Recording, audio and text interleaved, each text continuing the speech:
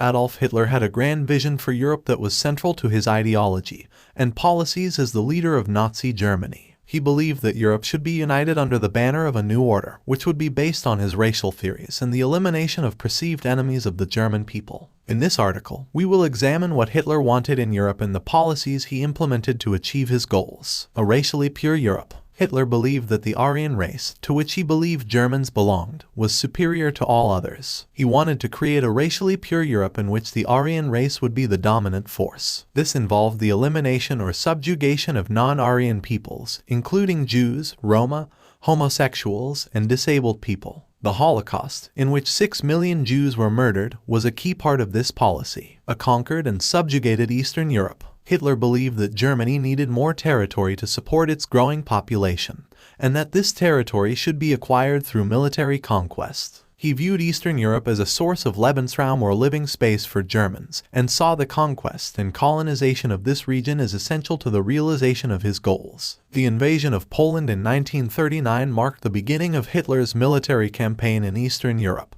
which ultimately led to the deaths of millions of people. The creation of a German-dominated Europe. Hitler wanted to create a new order in Europe that would be dominated by Germany. He believed that Germany was the natural leader of Europe and that other countries should be subordinated to its interests. To achieve this, he created puppet governments in occupied territories, such as France and Norway, and implemented policies designed to weaken other European powers. Hitler also sought to establish economic dominance over Europe through the creation of a European Economic Union, which would be led by Germany. The destruction of communism. Hitler believed that communism was a threat to his vision for Europe and that it needed to be eliminated. He viewed the Soviet Union as the primary source of communist ideology and sought to destroy it through military conquest. The invasion of the Soviet Union in 1941 marked the beginning of a brutal campaign of violence and destruction that would claim the lives of millions of people. In conclusion, Hitler's vision for Europe was based on his racial ideology, the conquest of new territory,